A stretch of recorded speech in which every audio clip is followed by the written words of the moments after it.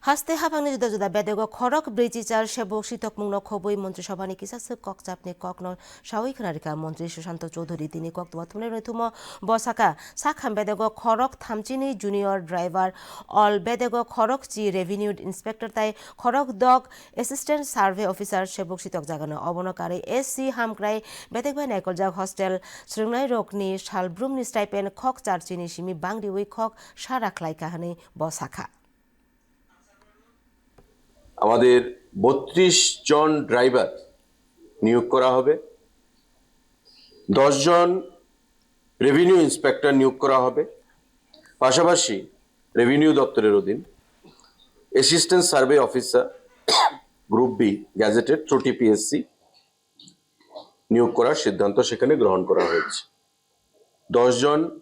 RI revenue inspector এবং ৬ জন assistant survey officer, সবটাই